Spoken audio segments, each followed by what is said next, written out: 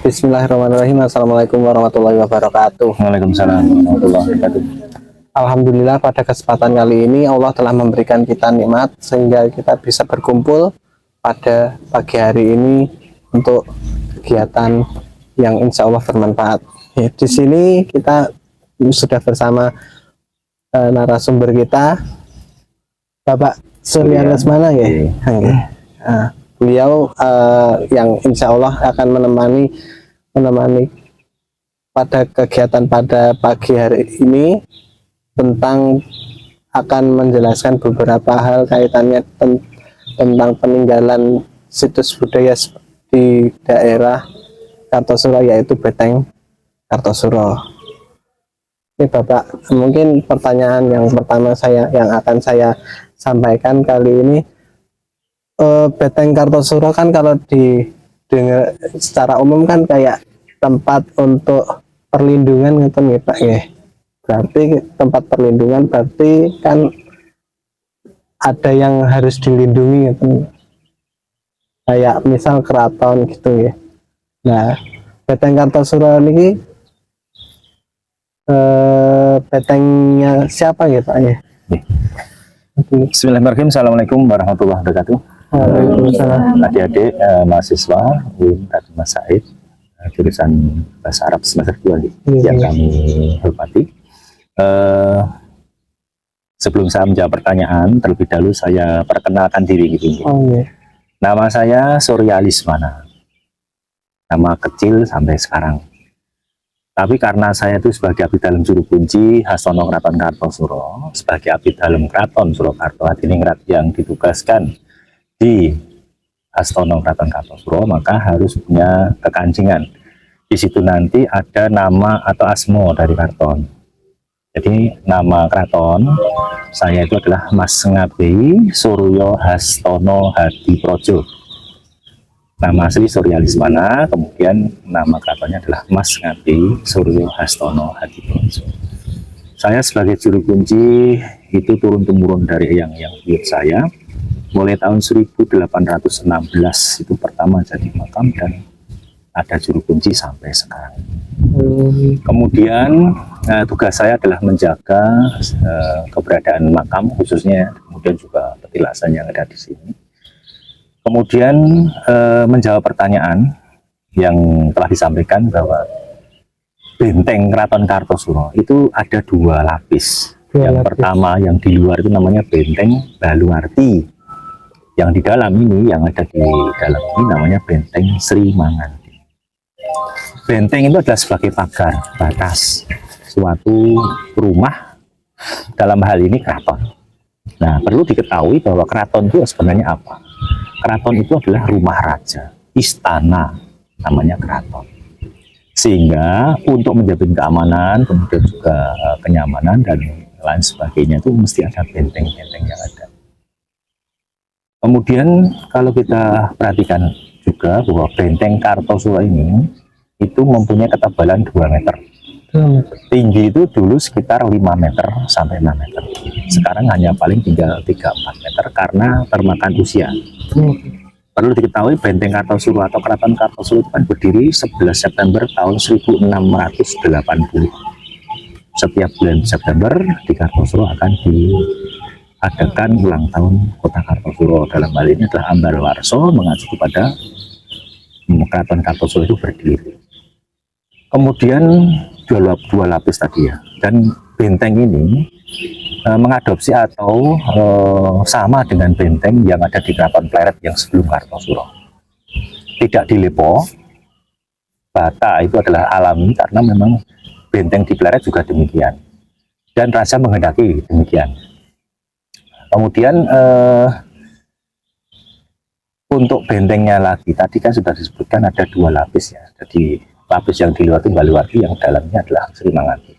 Nah, di dalam benteng Sri Manganti ini adalah khusus untuk rumah raja. Kita duduk di sini, ini adalah dulu kamar raja. Jadi Raja Kartosuro itu dulu kalau istirahat atau tidur itu di sini. Inilah petilasan kamar daripada raja.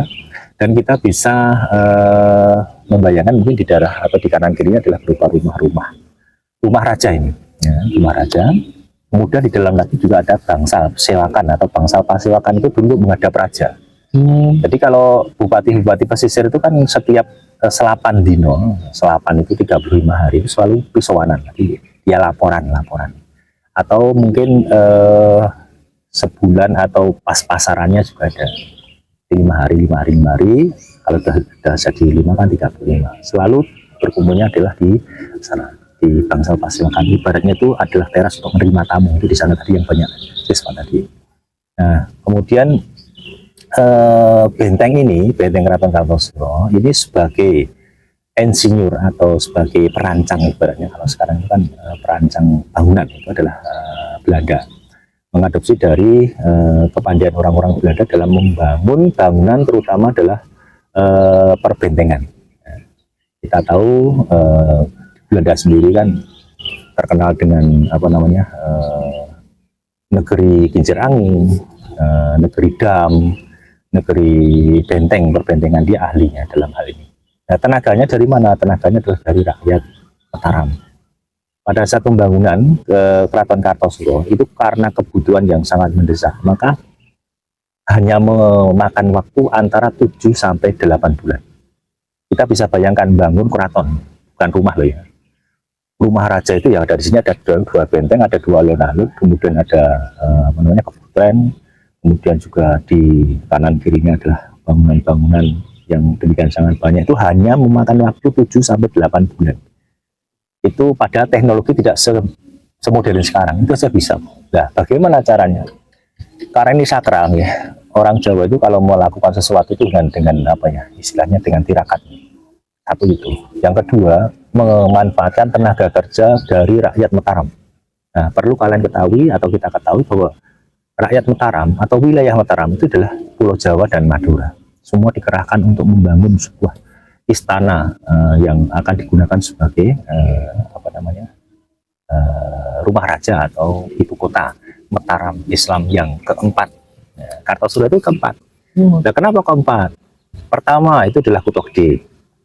Di sana nanti ada 2 raja, Panembahan Senopati dan Panembahan Sitokrapia putranya. Makanya di Kutha Gede. Raden Mas Rangsang, cucunya berarti ya, nanti akan bergelar Sultan Agung Hanyokrokusumo, itu memindahkan ibu kotanya dari Kutha Gede ke Kerto namanya. Di 6 km arah dari Bantul itu dari sebelah kita ke Bantul itu 6 km. Kemudian putranya Sultan Agung ini bernama Amangkurat Agung atau Amangkurat I itu memindahkan ibu kota dari Kerto itu ke Pleret. Nah, di Pleret itu nanti terjadi pemberontakan Trunojoyo.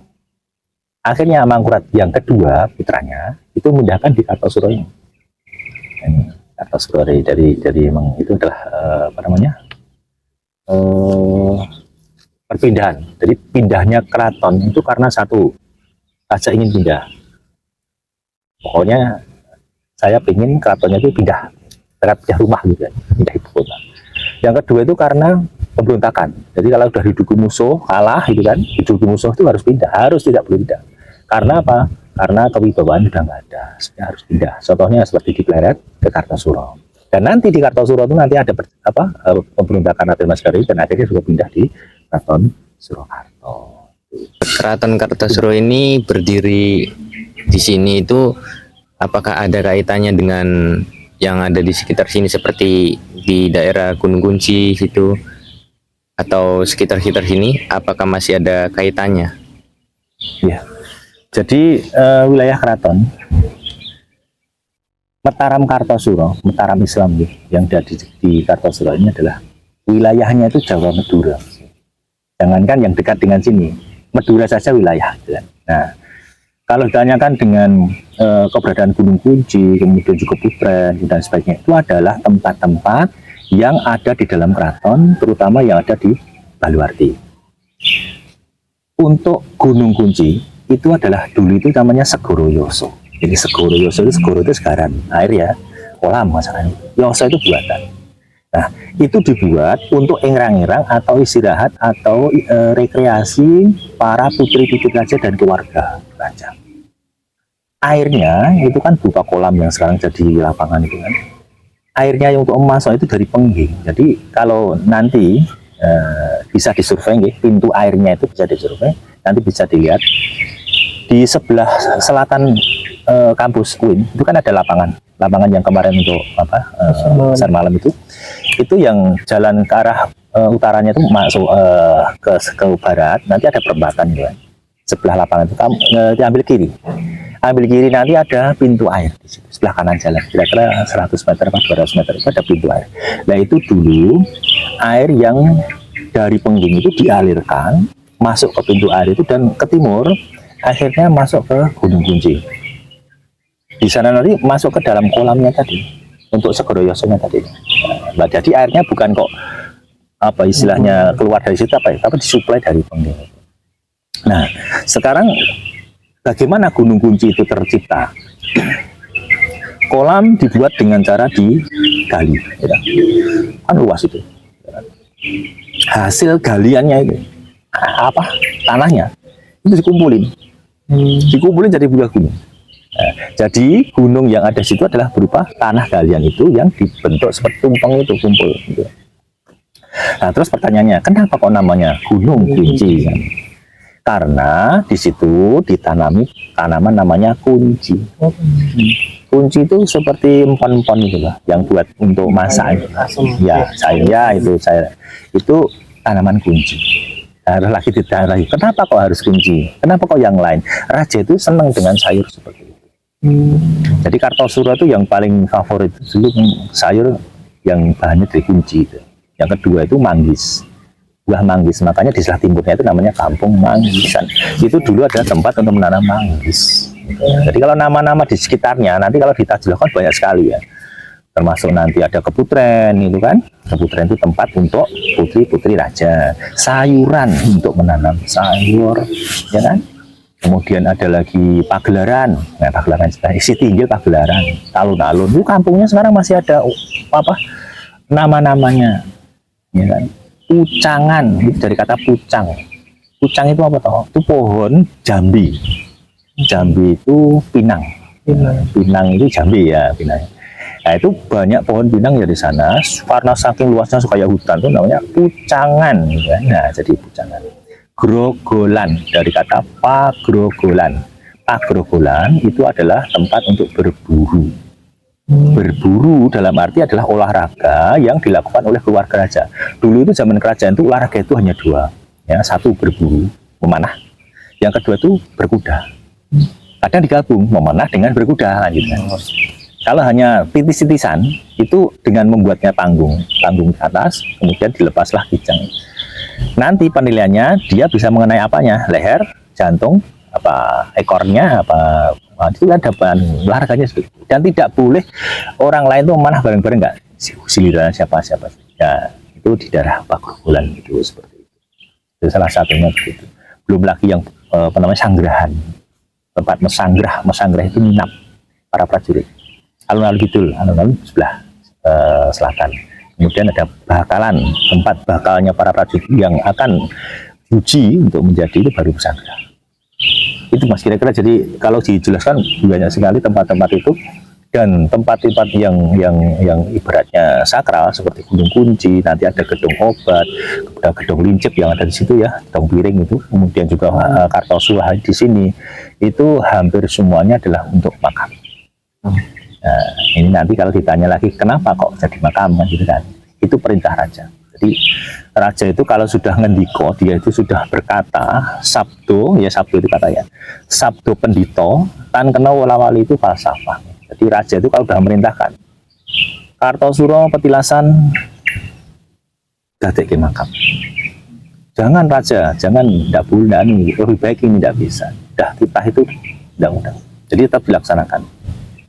Kenapa kok jadi makam? Raja yang memerintahkan untuk menjadi makam. Nah, kenapa sekarang makam mau tidak diteruskan, artinya ditutup untuk makam yang baru, undang-undang Cagar Budaya nomor 11 2010, undang-undang Cagar Budaya nomor 11 2010. Itu isinya keraton di sini adalah untuk budaya, bukan untuk makam. Makam yang lama biarkan, makam yang baru tidak boleh untuk dimasukkan lagi. Justru bakal yang lama dihimbau untuk dipindah. Kalau tidak dipindah berarti harus diuri-uri atau diupaini atau dibersihkan dan sebagainya. Ada lagi Mas Gina apa Mbak ya?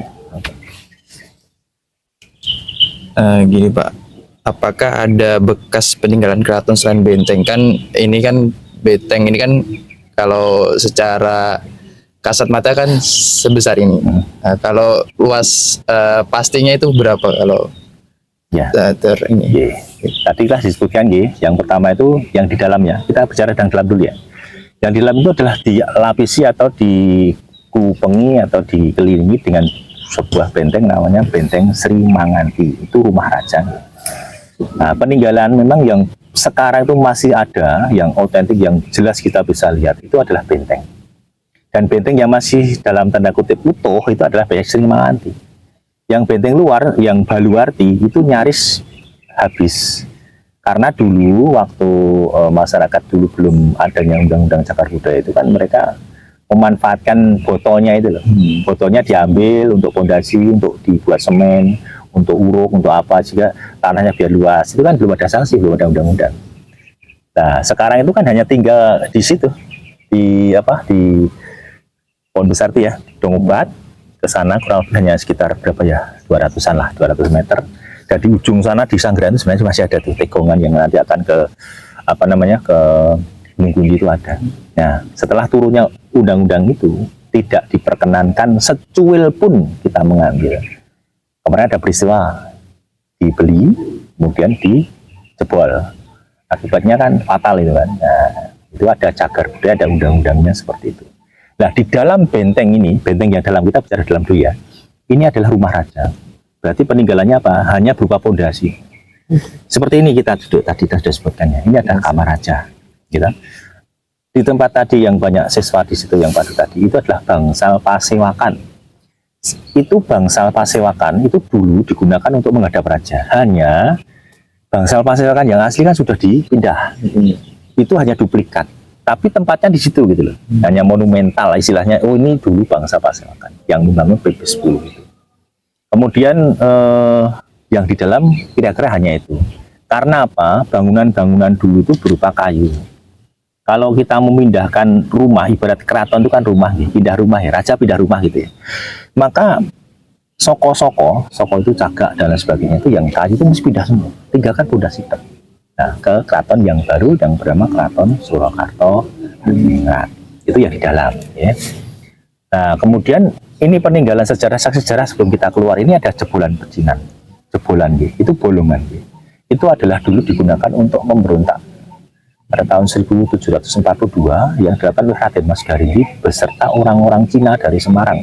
Maka terkenal dengan geger pecinan Kartosuro. Runtuhnya Kartosuro tahun 1742. Dengan menjebol itu masuk ke dalam wilayah daripada keraton di sini dan berhasil sampai akhirnya Raja Pakubuwono II itu sampai lari ke Ponorogo dan di sini diduduki oleh pemberontak yang bernama Raden Mas Garindi dan menjadi raja itu bergelar Amangkurat V. Tetapi nanti tidak bisa ditutup kembali, makanya ini sudah jatuh, maka harus pindah ke keraton yang baru yang bernama Surakarta. Nah, sekarang kalau yang di luar itu namanya Benteng Baluarti kan. Benteng Baluarti itu keluarga Sentono atau para orang-orang dekat daripada raja itu tinggalnya di dalam Benteng Baluarti. Nah, peninggalan di dalam Benteng Baluarti yang di luar Sri Manganti itu apa? Satu itu adalah gedung piring atau gedung lancip yang ada di sini. Ini ada gedung itu masih ada bangunan temboknya. Itu dulu merupakan tangsi Belanda atau tempat jaga VOC di situ. Nanti bisa dilihat di situ ada makam, sudah di makam yang sebelahnya MTA gitu, pojokan sini. Ini tangsi, kalau istilahnya itu rondanya orang VOC atau tempat jaganya orang VOC. VOC itu maksud di Kartosuro. Itu ya satu. Yang kedua kampung masjid. Kampung masjid itu, tapi itu di luar Baluarti ya, yang di dalam dua aja. Ini kemudian setelah ini kita ke Gunung Kunci tadi. Ya, di Gunung Kunci tadi loh, itu di dalam Benteng Baluarti karena di timurnya lapangan itu ada benteng atau pondasi dari bata di situ. Itu karena itu ada di dalam bentengnya. Kemudian keliling ada di sini, kemudian ada gedung obat yang di sana ya. Gedung obat itu tempat untuk menyimpan senjata. Dalam hari ini misi itu kalau dulu kan karena pengaruh Belanda, jadi senjata itu kan tidak hanya keris, tombak, panah itu kan, tetapi juga pistol dan laras panjang, senapan, tapi pelurnya pelor itu kayak gotri itu ya. Karena buktinya juga banyak waktu untuk menggali di Gedong Obat itu banyak menemukan pelor-pelor. Kemudian di dua benteng tadi ya, ada Bangsawan Sri Manganti, ada Baliwati. Kemudian di luar itu ada bangunan-bangunan lagi, Mas. Alun-alun lor. Nah, batasnya mana alun-alun lor Bangju Kartosuro. Jadi Bangju itu kalau sekarang itu kalau dulu Gladak namanya. Gladak masuk kan. Ada Blumbang Rejo, Blumbang Sari. Ya itu masuk nanti alun-alun. Kemudian setelah Alun Notok itu pagelaran yang perguruan Muhammadiyah itu, dulu pagelaran tempat untuk menghadap raja. Kalau ada pisangan di sana juga. Kemudian Siti Hinggil atau Setinggil kampung ini, sebelah sana kan Setinggil. Ya. Nah, Setinggil itu dalam Baliwarti. Kemudian masuk ke dalam keraton. Kemudian di sebelah sana nanti ada Sri Manganti untuk menerima tamu, baratnya di situ. Kemudian ada Sanggrahan, Bakalan, Alu-alu Kidul. Gitu. Kemudian ada Kerapiak, ada dua ya, Sindamas itu. Kemudian ada desa-desa yang nanti akan mengelilingi ini. Ini adalah ibu kota bangunan ya. Nah, wilayahnya sampai nanti luar saja ada di dalam dan ada sampai di luar. Nah, di luar wilayah Mataram itu mana? Jawa Madura. Jadi bupati itu dari seluruh pulau Jawa pesisir ya. Bupati itu pesisir biasanya, pesisir utara. Rembang, ada Jepara, ada sampai Pantura kalau sekarang. Sampai di Madura itu semua adalah kekuasaan Mataram. Hanya satu yang tidak menjadi kekuasaan karena menjadi ibu kota atau markasnya ibu kotanya VOC, itu adalah Batavia. Di Batavia itu memang daerah khusus ya, artinya itu adalah yang membuat VOC dan kolonial di Jakarta. Kalau sekarang namanya kan Jakarta. Mungkin saya mau masuk ke bagian dalam ya Pak. Penasaran. Tadi kan Bapak bilang kan di sini tempat istirahat raja nggih. Itu apa ada hubungan sama batu ini Pak? Oh iya. Itu aja. Iya. Jadi begini. Yang namanya suami itu mesti ada istri kan. Nah, suami istri sama. Raja itu kalau dia bertahta dia akan berkeluarga. Di situ nanti ada namanya permaisuri. Permaisuri adalah istri utama. Nah, kenapa kalau disebut dengan istri utama? Karena raja itu kan kadang ada mempunyai selir. Selir itu kalau sebutan di keraton itu namanya priantun dalem. Garwa ampil. Selir. Nah, otomatis yang berhak ya di dalam keraton ini karena ini adalah permaisuri kan. Nah, suami istri lah. Nah, lambangnya itu berupa batu ini. Jadi batu itu hanya simbol sebenarnya. Dulu itu disimbolkan kijing atau nisan gitu ya. Tapi kan ini bukan makam, enggak. Akhirnya setelah turun Undang-Undang Cagar Budaya Nomor 11 2010 dengan direnovasi, ini kan dulu sampai hampir hilang karena pondasi itu udah mepet tanah itu berupa rolak, boto itu kan. Nah, dikhawatirkan hilang dinaikkan gitu kan. Itu picik-picik tengahnya. Kemudian yang kijing itu kan pasti ada tuh nisannya tuh, masih bisa lihat itu. Jangan bisa lihat itu nisan ya. Ya itu. Nah, itu disingkirkan, digantilah watu yang kembar gitu lah. Watu yang ya identik lah, paling nggak kan ukurannya sama dari Gunung Merapi sana. Nah, maka setelah dijadikan monumental ini, sini terkenal dengan watu kembar, petilasan watu kembar. Sebenarnya ini adalah tempat itu raja. Watu kembar karena sebutan spontanitas dari mereka dan akhirnya jadi viral. Oh, ini di petilasan watu kembar. Mereka nggak tahu watu kembar itu apa, simbol sebenarnya. Istri dan suami yang hidup di kamar. Nah, bangunannya kemana? Udah dibawa ke Keraton Surakarta. Kalaupun masih ada, sudah hancur tahun sekian, 1608. Tapi kalau di Surakarta justru malah karena di sana masih dibuat renovasi dan sebagainya. Itu. Lagi Kemudian ini Pak, kan tadi kita sempat lihat-lihat di dalam makam-makamnya. Niku kira-kira ada makamnya siapa saja kalau selain keluarga kerajaan? Ya. Sama tadi ada juga makam yang ada lambang Kristennya. Itu milik siapa kira-kira? Ya. Jadi gini, setelah raja, jadi Keraton Kartosuro itu kan berdiri tahun 1680. 11 September 1680 berdiri kan. Usianya 65 tahun di Kartosuro. Tahun 1745 itu pindah ke keraton yang baru, yang ada di Surakarta. Nama Kartosuro itu hanya dibalik Kartosuro, balik Surakarta. Lah aslinya Surakarta itu mana? Solo. Ya terkenal kan Solo itu. Nah, Solo sebenarnya kan Solo. Nah, dusun, kampung atau hutan Solo. Nanti bisa di browsing. Solo itu apa toh? Itu adalah sebuah atau nama pohon buah, namanya pohon Solo. Banyak pohon Solo sehingga terkenal dengan apa namanya dusun Solo di situ. Kemudian dijadikan ibu kota, dibangunlah kerajaan yang diberi nama Surakarta, dari Kartosuro dibalik Surakarta. Nah, terus pada saat pindah Sabdo Pendito Ratu, nah, tadi kita kembali ke situ karena Pak Raja dulu sangat berwibawa. Kalau raja itu memerintahkan semua pindah tanpa kecuali, nggak ada satupun orang yang tinggal di sini, semua pindah.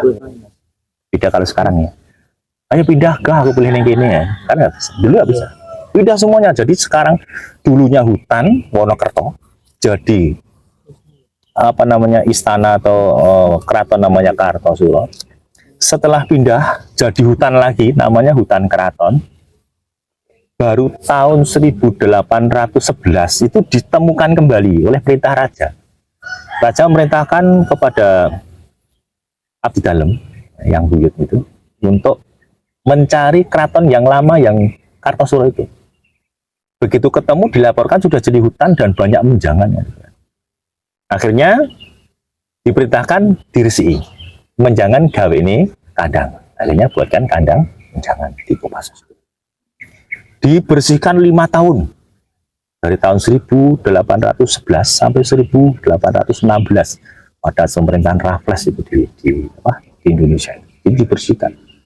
Tidak ada bangunan-bangunan yang masih utuh kecuali benteng yang 2 lapis tadi yang Baliwarti sama dalam itu Sri Manganti. Bangunan-bangunan hanya pondasi-pondasi saja. Nah, akhirnya raja memerintahkan Kartosuro, petilasan Kartosuro, dadekne pajimatan, hastono, makam atau jaratan nanti sama.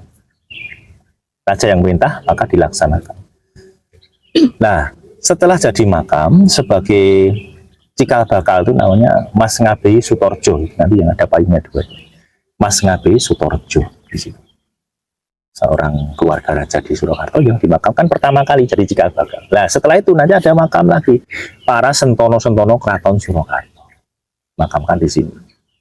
Kemudian juru kunci ada yang sedo. Maka juga berhak dimakamkan di sini dengan berada di sebelah selatan, dibatasi dengan jalan tadi. Kalau nanti kan jalannya ke jalannya ada jalan tengah itu batas. Nah, yang sebelah utara itu makam Sentono, yang dulu kan dari Larian. Larian itu terakhir yang paling atas itu Putro, Wayah, Buyut, Canggah, Wareng. Garis itu ya, jalan itu. Kemudian yang sebelah selatannya itu makam umum. Nah, makam umum siapa? Keluarga juru kunci dan orang-orang yang meminta atau memohon untuk dimakamkan derek juru kunci, keluarga besar, itu di sana. Nah, kalau ditanya nanti makam yang paling pertama kali tadi sudah sebutkan cikal bakal bernama Mas Ngabei Sutorjo. Sekalian itu di sini dapat itu. Kemudian ada makam Bandoro Raden Ayu Adipati Sedah Mirah di Garwa Ampil PB9. Ada makam KPH Panularan di sebelah sana. KPH Mloyo Luhur yang ada judulnya. KPH Adinegoro yang sebelah barat yang ada sengnya itu. Dan masih banyak lagi para sentono-sentono yang diurutkan berdasarkan larian tadi. Putro, Wayah, Buyut, Canggah, Wareng. Terahnya itu loh. Jadi saya keturunan apa tuh? Oh, aku ini Putu itu Wayah. Nggak bisa kita Wayah kok di dalam larian Putro itu nggak bisa. Kok Wayah kok berada di Wareng itu nggak bisa.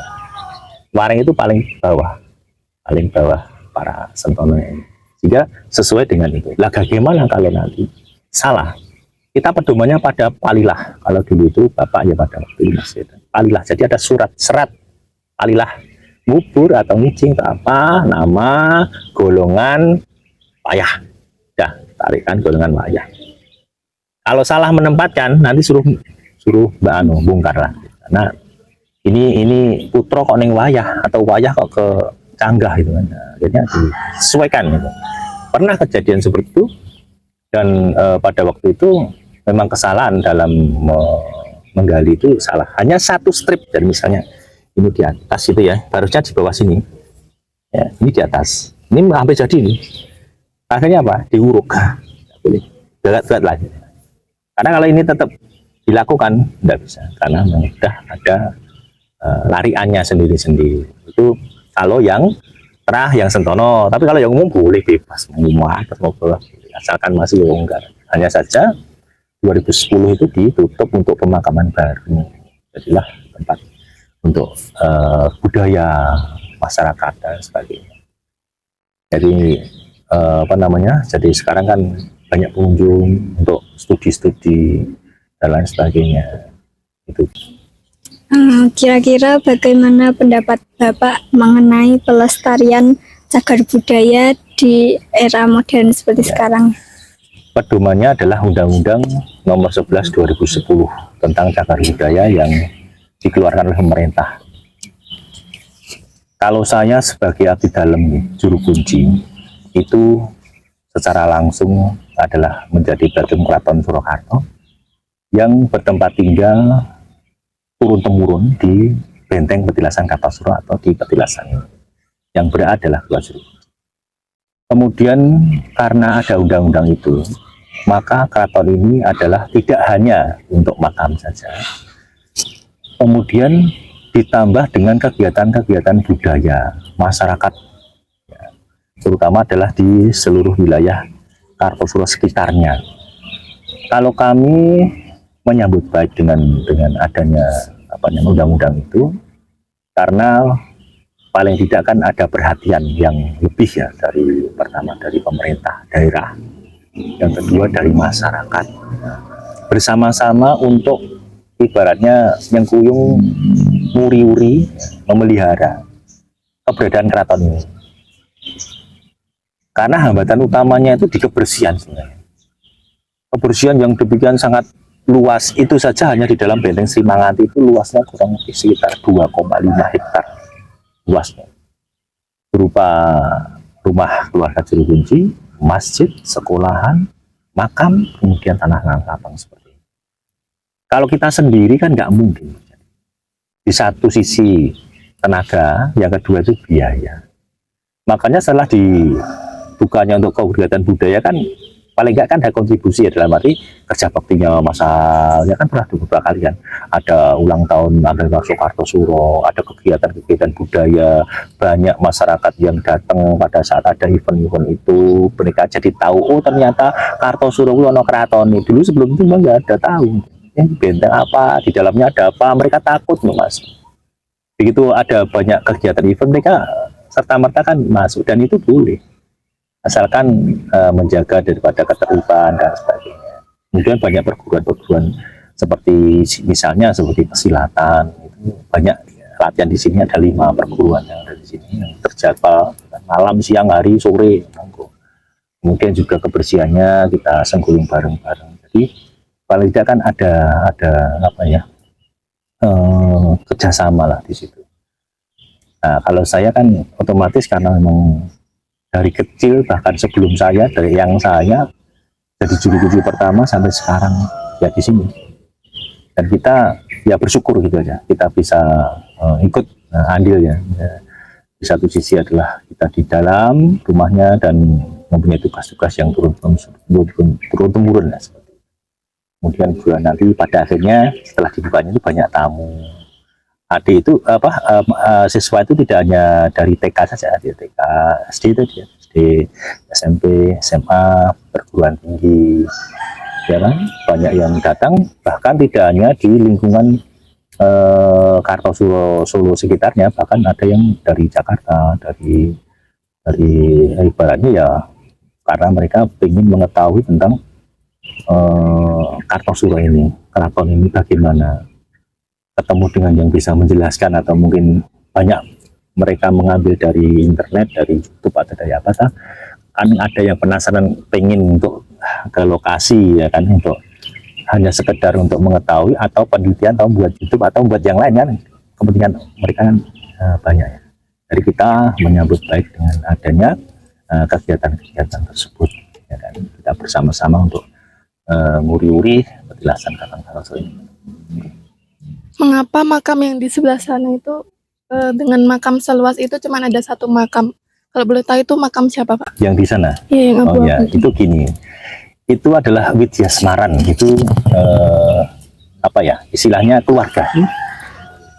Keluarga Widyasmaran itu kalau orang anu kan membuat kayak makam tapi satu keluarga gitu loh. Yang dia prediksinya besok keluarganya kalau yang meninggal itu ini jadi kapling.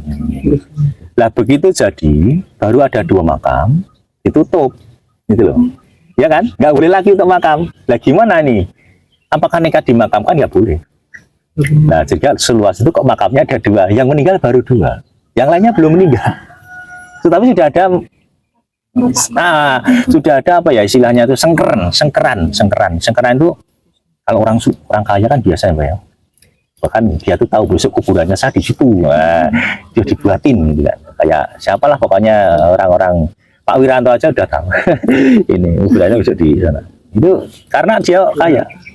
Mungkin kalau kita menjadi seperti kita ya, wah aku milih nih kono bangun istana itu kan nek mati anu ini apa kuburan ning kene. Wah, itu tahu sebelum matinya kapan kan kita nggak tahu. Itu rahasia Allah ya. Digaweke wis dadi apik ora mati-mati kan gitu. Itu salah satunya itu. Itu jawabnya gitu ya. Nah terus jadi apa? Jadi dicor, jadi halaman. Udah. Mau diapain lagi coba? Sengkerannya udah tinggal pluk belum meninggal kok gimana Pak dikubur? Nah itu salah satunya. Jadi itu apa namanya memang keluarga daripada Kartosuro. Banyak sengkeran yang bakal calon gitu ya, kayak kaplingan untuk rumah masa depan gitu tadi ya. Nah, tapi nggak dipakai lah, nggak boleh mau gimana? Nah solusinya gimana? Dia akan dimakamkan di tempat lain yang tidak ditutup kan di Laweyan atau di apa namanya Praji itu ya, Praji Moloyo itu atau Daksinoloyo atau Ndoroloyo atau Purwoloyo gitu kan. Kira-kira anunya seperti itu. Nah bagaimana kalau misalnya sebelum ditanya yang ini kan saya mau tanya, ini yang laki-laki sudah meninggal atau perempuan sudah meninggal ini kan, yang ini masih hidup. Kudu ini kan jejer ini. Nah, gimana nih solusinya? Nggak boleh. Dan jejer gimana? Ini cabut, pindahkan. Jadi dari sini tidak boleh langsung nekat pokoknya aku kudu gini. Biasanya begitu kalau mereka menginginkan itu katanya biar sekalian di mana-mana gitu. Dalamnya beda kan ya, tapi ya ini cabut, pindah ke makam yang baru, artinya makam yang bisa berjajar. Itu. Jadi di sini kan benteng dari bentuk Islam ya, berbentuknya Islam. Apakah ada sangkut pautnya sama Masjid Hastan di sana? Apakah masjid itu sudah ada sejak zaman Raja pertama atau mungkin baru-baru ini masjid itu dibangun? Ya terima kasih, kita jawab. Di dalam benteng Sri Manganti dalamnya bangunannya ada benteng, ada petilasan ini, kemudian ada bangsal, ada masjid. Nah tadi yang ditanyakan masjid. Nah masjid itu kapan dibuat? Masjid itu kalau nanti ke sana, kamu tadi kan udah ke sana ya, itu ada pintu 5 kan, tengah itu ada 3, kemudian samping-samping ada 2. Kemudian di tengah sendiri itu ada pintu utama. Di pintu utama itu ada gambar kuluk raja, di bawahnya tahun pembuatan. Itu kalau tidak salah, itu tanggalnya bukan tanggal, tahunnya itu 1826. Padahal Kartosuro itu berdiri tahun 1680 sampai 1745 tadi ke Surakarta. Berarti masjid itu adalah bukan asli Keraton Kartosuro, tetapi dibangun oleh Raja Surakarta untuk apa namanya ibadah dan istirahat bareng dengan bangsal pada saat keluarga Keraton Surakarta nyekar atau datang ke Kartosuro itu kalau mau ibadah sudah ada, kemudian juga kalau mau lerem bangsalnya tadi juga ada, sebelum mereka nyekar ke para leluhur yang ada di kompleks ini, kompleks Keraton Kartosuro. Dan dulu itu setiap ruah biasanya dan sampai sekarang itu kan ada sadranan, upacara sadranan nyadran gitu, itu ada upacara pengajian seperti dan dalurnya dari dulu dilakukan, dan tiap tahun di sini ada, dan pusatnya itu di Bangsalnya itu. Dulu antara Bangsal dan masjid itu tidak terpisahkan atau hanya bahaya halaman, tapi karena ada bangunan yang di tengahnya berupa madrasah itu sehingga terhalang oleh itu. Kalau dulu jadi satu, jadi halaman, jadi ke masjid menuju ke ke Bangsalnya itu, baru nanti setelah itu nyekar ke makam para leluhur yang ada di sini. Nggih, Pak, ini mungkin pertanyaan tambahan gitu. Ya. Ini kok ada beberapa makam kok kados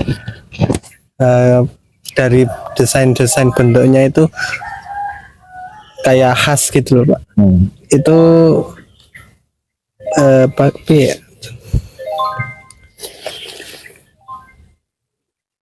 kayak ini tadi yang di situ ada yang ditutup dengan kelambu, terus namanya Sedah Merah. Itu tokoh atau bagaimana orangnya di zaman dahulu itu seperti apa? Saya menjawab pertanyaan ini ya. Jadi makam Bandara Raden Ayu Adipati Sedah Merah itu garwa ampil PB 9 Keraton Surakarta. Itu atas perintah raja. Itu dimakamkan di Kartosuro, bukan di Mogiri atau tempat yang lain, karena sebagai tetenger itu ikon lah kalau sekarang. Jadi ciri khas Kartosuro itu, makam Kartosuro itu adalah ini yang Sedah Merah. Sama dengan kalau kalian ke Lawian, ya ke Denis. Kalau ke Peging, ya Sodipuro, misalnya. Kemana itu mesti ada ciri khas ya, itu ikon karena penghargaan. Nah, karena ini adalah ratu, meskipun dia garwa ampil, maka makamnya kan istimewa. Dari marmer Itali, lebih tinggi dari yang lain, lebih bagus, dikasih kelambu, ya. Itu karena keistimewaan, dan yang paling utama karena banyak yang dikunjungi. Karena kalau orang-orang ibaratnya nyekar, meskipun bukan keluarganya dari manapun, yang tuju itu mau nyekar kemana, ke makam yang Sedah Merah. Tiap hari, tiap malam. Tadi kalau yang bisa lihat tadi malam aja, malam Jumat banyak sekali kembang lah istilahnya yang mereka bawa seperti itu. Nah, kemudian ini makamnya ciri khas kebanyakan adalah mataram Islam. Nanti kalau masalah Nasrani nanti saya jelaskan. Jadi sesuai dengan bangunan dan keratonnya ada mataram Islam. Kemudian ciri khas juga makam yang ada itu mesti dibuat nisan, gitu, nisan. Jadi nisan itu kayak tetenger, ada kijing, ada nisannya, dan tulisannya mesti Arab atau apa. Itu karena beliau atau mereka itu beragama Islam. Banyak dulu yang hampir semuanya Islam. Nah, kemudian karena nanti ada kolonial yang ada, maksud saya penyebaran agama yang Nasrani ya. Maka jangankan masyarakat, keluarga raja saja ada yang Nasrani kan gitu. Padahal dia adalah keturunan Trah Keraton Surakarta tapi Nasrani. Padahal ini kerajaan Islam ada. Nah, itu nanti tetap dimakamkan di sini, hanya mereka beda kijingnya atau kuburnya dengan menggunakan salib. Tadi nanti bisa lihat, ini keluarga. Kan itu hak asasi katanya, ya kan, dogma istilahnya. Mau agama boleh silakan. Tapi mayoritas memang Islam. Keluarga ada, umum juga ada. Nah, kalau masyarakat umum, karena di sini itu terbuka pada setiap orang yang sedo meninggal keluarganya untuk minta izin palilah berupa surat ke Keraton Surakarta untuk menguburkan keluarganya di sinilah, diberi palilah, masuk kita tolak. Orang Nasrani, terahnya ini atau mungkin minta dikuburkan di sini. Jadi ada palilah ya kita. Hanya saja mungkin tidak dikelompokkan. Misalnya seperti ini yang Islam sini yang tidak. Dulu ya pokoknya sesuai dengan lariannya atau sesuai dengan tempat yang masih tersisa pada waktu itu. Jadi berarti makam umum kan gitu kan, bukan makam daerah yang menjadikan makam ini kadang bersebelahan, ini orang Islam, ini yang Kristen, ini dan sebagainya. Itu hal yang biasa di sini. Seperti itu kok boleh lah, itu palilahnya boleh, masa raja merintah kita tolak kan nggak mungkin. Kita sebagai abdi dalam yang ditugaskan ya apa ada, pokoknya kalau ada palilah ada syarat sudah kita sendikoda udah gitu aja. Dan tidak ada masalah sebenarnya. Buktinya apa? Kalau pas ruahan, sadranan, pengajian itu kan harusnya yang datang orang Islam semua kan. Udah Kristen ada kok. Mereka datang dengan doanya dia, leluhur dia, dan duduk di situ kadang juga di situ. Masa kita tolak? Ngalih-ngalih nggak mungkin. Ya boleh silakan berdasarkan kemudian dia, dan akhirnya nanti setelah upacara selesai mereka minta itu. Ya kan? Karena ini ada Jawanya lah, mungkin dia pedomannya itu wong Jawa gitu. Wong Jawa identik kondangan gitu. Tahlilan apalagi. Besik itu kan bersihkan rumput-rumput. Bareng-bareng kerja sama gotong royong. Itu yang dia, dan itu naluri itu meneruskan ya dari yang ini sampai sekarang, yang kemarin ke 79, jadi tahun yang lalu itu kan ke 79.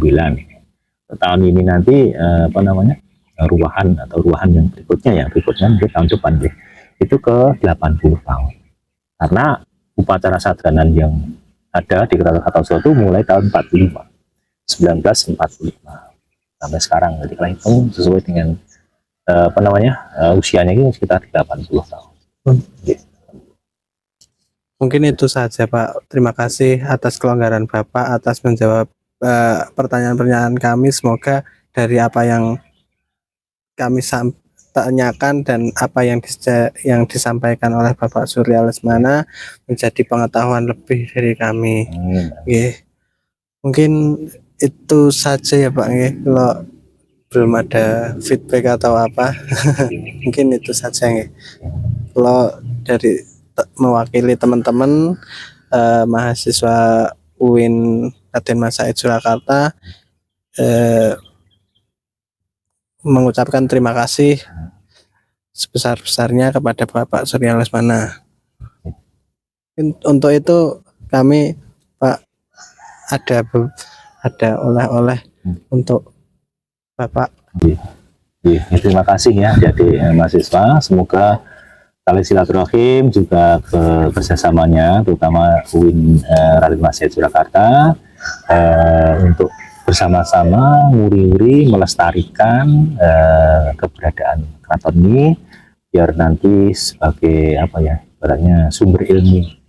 Kemudian juga bisa masyarakat itu bisa mengenal, oh Kartosuro itu ternyata ada keratonnya. Ceritanya mereka akan tahu. Oke. Terima kasih Pak. Sama-sama. Oh terima kasih ya Mbak J. Terima kasih. Mungkin cukup sekian ya teman-teman. Ini dari apa yang telah disampaikan, semoga bermanfaat. Kami kelompok